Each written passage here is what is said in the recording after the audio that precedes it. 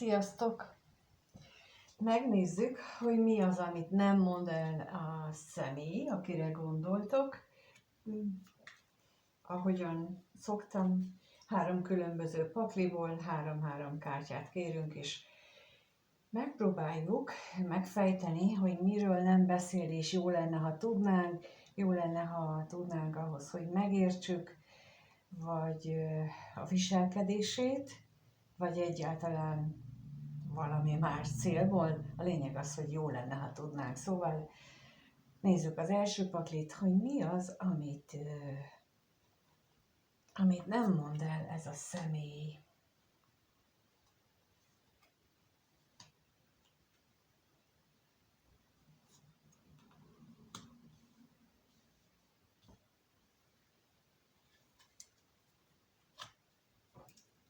Ez volt az első pakli.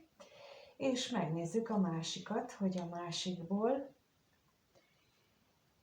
mit tudhatunk meg, miről nem beszél ez a személy.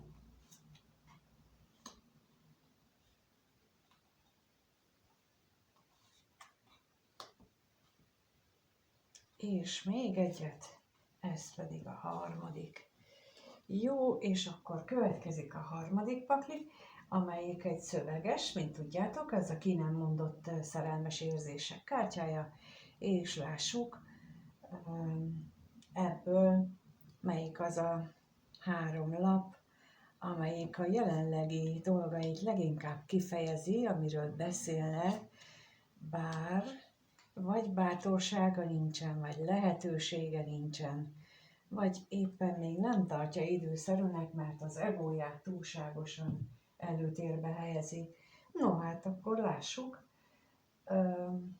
Az elsőből kijött az érmék királya, a kelyhek királynője és a kelyhek apródja. A másodikból kijött a botok 9-ese, az érmék királynője és a kardok 5-öse. Hát ez alapján nekem egy olyan dolog rajzolódik ki, és megint a középsőnél kezdeném, mert azt hiszem, hát nem csak azt hiszem, tehát szándékosan tudom, hogy a középső az a kulcs az egész helyzethez, ez a kulcs, ez a lap jelenti a kulcsot, tehát az érmék királynője jelenti a problémát, amiről ő nem beszél. Ez az érmék királynője, ő egy általában véve az érmék királynője, ő egy nagyon stabil családanya, aki megteremti mindenkinek a biztonságot az otthonában, a nyugalmat, a kedvező, mindenkinek a kedvére való dolgokat. Ő alapvetően egy nagyon olyan ember, akire lehet számítani. De, mint ahogy mindennek, vannak olyanok, akik túlzásokba esnek, és ebben az esetben, amikor túlzásba esünk a túlzott gondoskodással, a túlzott óvással, akkor bizony nagyon félrecsúszhatnak a dolgok, mint ahogy itt háttérben is látható ezen a lapon, hogy vannak itt rózsák, de a levelek azok feketék, tehát hogy itt valami nem kerek, itt valami nem stimmel, mert a rózsák azokhoz gyönyörű, szép, zöld levelek, élettel teli dolgok társulnának, de itt a fekete levelek társulnak hozzá, és az nem kerek, szóval az úgy nem jó. Úgyhogy itt azt gondolom, hogy ez az érmék királynője, ez egy olyan személyt jelent ennek az embernek az életében, akire gondolsz most, aki nem teljesen tisztességes módon viselkedik vele. Még az is elképzelhető, hogy ez a személy nincs ezzel tisztában, És én úgy látom itt ezzel, úgy érzékelem, hogy itt a képen is itt van ez a kutya. Tehát, hogy elképzelhető, hogy ilyen, hát bocsánat, ilyen pincsiként kezeli ezt a szemét, vagy legalábbis ezt az érmék királyát biztosan. Tehát, hogy ilyen védelmező feladatra szolgál. Azért látszat, mert már bocsánat, de egy ilyen kutya, hát mondjuk egy komondorral vagy egy vizslával szemben nem fogja megvédeni. Ha már valóban védelmezői szerepet szán neki, vagy arról beszél, hogy arra van neki szüksége, azért kell neki az érmék királya, hogy őt megvédje, hogy tőle távol tartsa azokat a problémákat, amelyek őt zavarnák ebben a nagy gondoskodásban, akkor hát nem ez a legjobb, nem ez a legjobb védelmező ebb, és valószínűleg tartom, hogy ez is csak ilyen látványpékség, ilyen látványnak való, és ahogyan vagy az érmék királyával viselkedik, az is csak egy ilyen látványosság, de semmi mély tartalom nincsen mögötte, tehát valójában ő nem szeretné, hogy őt ez az ember védelmezze, ő nem szeretné, hogy valódi királyként funkcionáljon, mert akkor az ő hatalmát veszélyeztetné. Itt nagyon ezt érzem itt a virágoknak, a rózsáknak a fekete leveléből, tehát hogy itt a sötétben, háttérben van valami, ami nem tisztességes. Lehetséges, hogy ez az érmék királya, ő megpróbál védekezni ez ellen az érmék királynője ellen, hiszen itt a 9 bot azt jelenti, hogy körbebástyázta ő magát mindenféle védelemmel, de azért mégiscsak van egy olyan hely, ahol ő védtelen, ahol nem tud vele szemben mit csinálni, és így kénytelen ezt a viselkedését ennek az érmék királynőjének elviselni, és ez időnként ez a viselkedés olyannyira felzaklatja ezt az érmék királyát, hogy nem kis viták, veszekedések keletkeznek közöttük. Mert hogy itt a kardok ötöse, ez egyértelműen arra utal, hogy itt a védekezés, a támadás, a ügyeskedés, az bizony, hát nem jár sikerrel, és azok mind-mind ilyen vitába, veszekedésekbe,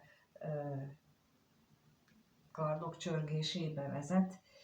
Még akkor is, hogyha itt látszólag úgy tűnik, hogy itt ezek a kardok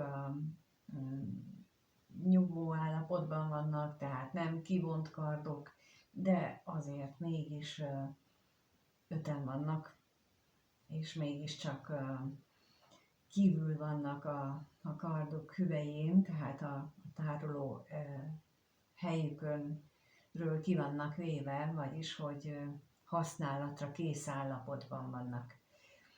Szóval ez az érmék királya, az lehet az a személy, akire te gondolsz, az lehet az a személy, akire te vágysz, és lehet az a személy is, aki így gondolkodik magáról, hogy ő egy érmék királya, és van neki egy érmék királynője társa, aki bizony védelemre szorul, és ő neki, mint érmék királyának biztosítania kell számára a védelmet, mert hogy ezzel eteti őt az érmék királynője, ugyanakkor pedig talán nektek is feltűnik az, hogy az érmék királya mögött, bár kicsit felhős az ég, de az ő háttere, az ő hozzáállása ehhez a kapcsolathoz, az egy sokkal tisztább. Ott nincsenek ilyen, mint itt is ez a sötétség, nincsenek ilyen ezek a sötét dolgok a háttérben, mint az Érmék királynőjénél. Tehát én azt gondolom, hogy ez az Érmék királya vagy nem ismeri fel azt, hogy az Érmék királynője ő vele mit csinál, vagy ha felismeri, akkor egyelőre csak a védekezés állapotában van, és újra a vitába keverednek egymással. És amiről még nem beszél, arról valószínűleg sem neked, sem másnak, hogy van neki egy Kejhek királynője, aki a szívében van, aki azt a személyt testesíti meg az életében, aki megadja neki minden érzelmet, amire valaha szüksége volt, vagy amire valaha szüksége lehet. Ez egy nagyon új érzés az Érmék királya részéről, mivel hogy ő csak az anyagi világban élt eddig, ő csak az anyagi dolgokról, a biztosításáról gondoskodott egész életében, védelemről és ilyesmiről. Ezért az érzelmek azok elég távol álltak tőle.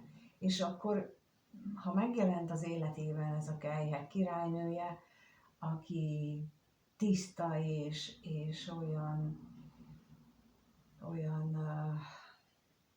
tényleg olyan húrokat pendít meg benne, amire a létezéséről eddig fogalma sem volt, tehát ez számára egy nagyon újszerű élmény, egy olyan dolognak a tanulását jelenti, amit normál esetben az ember gyerekkorában tanul meg. De ez az Érmék királya valószínűleg már gyerekként is a világ cudarságára, a világ gonoszságára készítették fel, arra, hogy ő neki milyen ilyen védelmező, óvó szerepet kell majd betöltenie, és ő neki ehhez sziklaszilárdnak és érzelemtől mentesnek kell lennie, illetve ha meg is tapasztalta korábban, vagy fiatal korában az érzéseket, akkor is ő felülírta, és csak ezt a merev állapotot választotta. Hát egészen addig, ameddig meg nem érkezett az életébe a Kejhek királynője, aki ezt a bástyát, amit ő maga köré épített, az érzelmeket elzárva magától, addig akkor ezt a Kejhek királynője az úgy ledöntötte magából egyedül, és ott maradt az Érmék királya, akinek most kell szembesülnie azzal, hogy bizony ez az életnek egy olyan területe, amit ő nem ismert. Nagyon gyakori ez, azt hiszem, a mai világban, mert ha belegondoltok, évtizedek óta például a fiúkat úgy nevelik, hogy egy fiú nem sír, hogy az katona dolog, és hasonló képpen mondjuk anyaként is ezeket a dolgokat, és bele sem gondolunk abba, hogy ezzel azt tanítjuk meg a fiainknak, hogy egy fiúnak nem lehetnek érzései, és nem csak olyan érzések nem lehetnek, hogy a gyengeségét vagy nem lehet gyengesége, hanem semmilyen.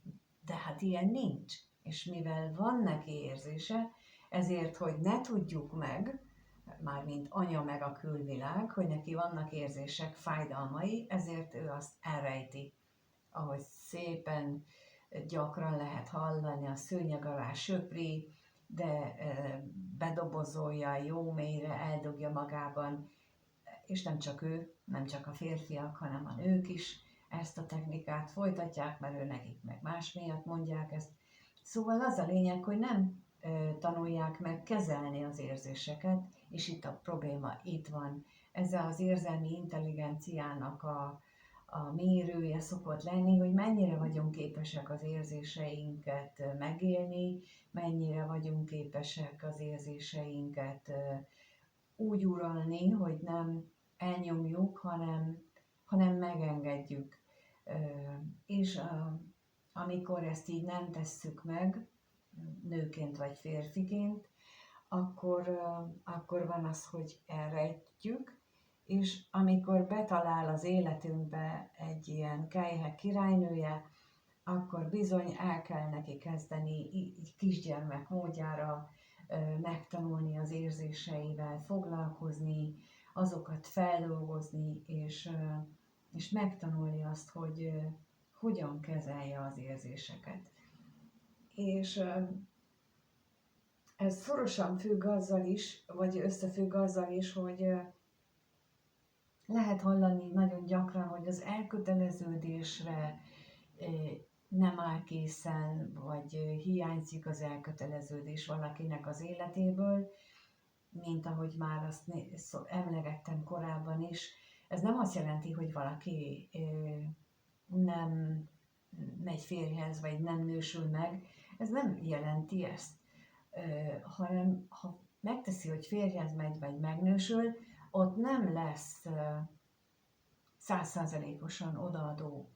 Tehát itt, amit az előbb az érmék királyánál és királynőjénél mondtam, itt az érmék királynője látszatvédelmezőt keresett, és az érmék királya pontosan emiatt az érzelmi sérülésből, ő pedig fakadóan, ő pedig egy látszatvédelmezői szerepre vágyott.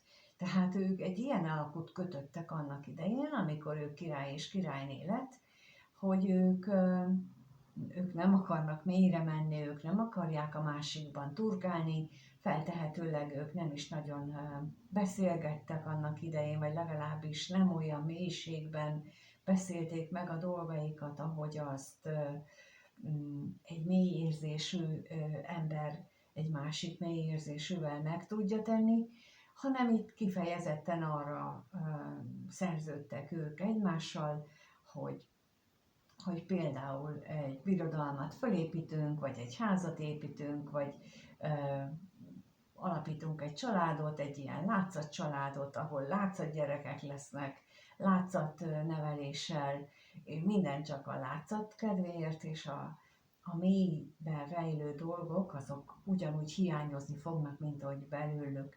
És ez így is megy nemzedékről nemzedékre, egészen addig, ameddig meg nem érkezik valakinek az életébe a kelyhek királynője, energia, ami a maga szépségével és kedvességével ezeket a láthatatlan elzárkózásokat azt így a fénnyel letisztítja, kinyitja, és meglátja magát az érmék királya, és meglátja a saját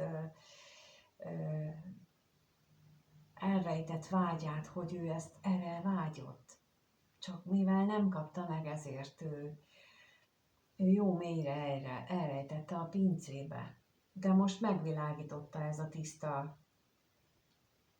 tiszta királynő, ez a tiszta érzelmekkel rendelkező királynő, és vágyik rá az érmék királya. Úgyhogy amiről nem beszél ez a személy, akire gondoltok, az, hogy milyen ilyen nehézségekkel küzd, hogy van egy uralkodó társa, akivel ilyen látszat életet él, látszat kapcsolódásban van, akivel ez a látszat kapcsolódás nem zökkenőmentes, nem vitáktól mentes, viszont meglátta azt a tisztaságot, azt a fényt az életében, amire ő vágyik, és most megpróbál beleállni ebbe, és ezzel is megpróbál ezzel foglalkozni. Ez mindenkinek az életében elkövetkezik, van, aki beleáll, és van, aki nem. Én itt azt érzem, hogy ez a érmék királya, ő beleáll ebbe a feladatba, vagy beleáll ebbe a vágyába, és ő szeretne felnőni, kelyhek királyává válni ebből a kelyhek apródjából, és megtanulni azt, hogy hogyan lehet és kell szeretni. Mert ezzel együtt megtanulja azt is, hogy hogyan vállaljon valódi felelősséget például a családért, a birodalomért, az uralkodói feladatát, hogy tudja teljesíteni. Ugye tudjuk, az uralkodó, aki az a személy, aki magában egyesíti az érmék királyát, a kelyhek királyát, a botok királyát és a kardok királyát is, tehát aki úgy tud uralkodni a birodalmán, a családon, az életén, hogy közben szeretetteljes, hogy közben biztosítja a lehetőségeket, hogy közben ő cselekvőképes, és a gondolatai is tiszták és racionálisak, és őszinték, és iránymutatóak mások számára. Tehát ez egy folyamat itt, amit láthatunk, hogy ő elindul a pozitív értelemben vett uralkodó irányába. Hát, ez egy nagyon szép dolog, úgyhogy most megnézzük azt, hogy mi az, amiről nem beszél ez a személy. Az első lap szerint azt mondja, hogy félelmetes látni azt az árnyékos részemet, és szembesülni az igazsággal. Hát akkor ez megint nagyon passzolt, amit eddig mondtam ahhoz.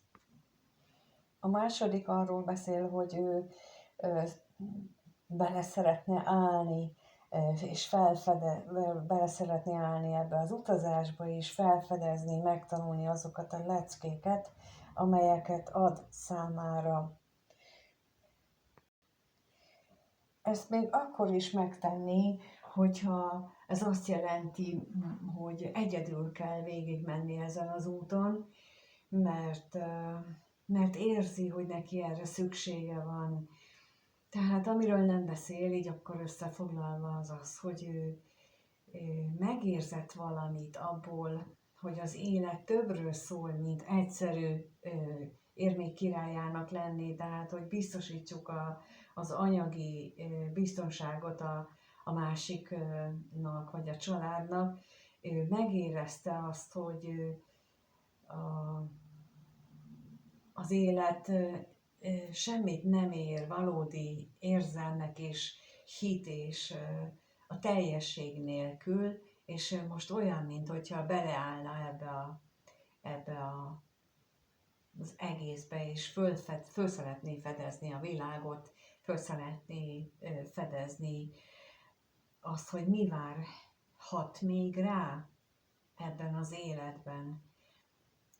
Ez egy nagyon-nagyon szép, megint, és megint nagyon passzoltak egymáshoz, ahogy éreztem, hogy mit sugároznak a lapok, és hogy ez mit mond. Köszönöm, hogy itt vagytok. Köszönöm, hogyha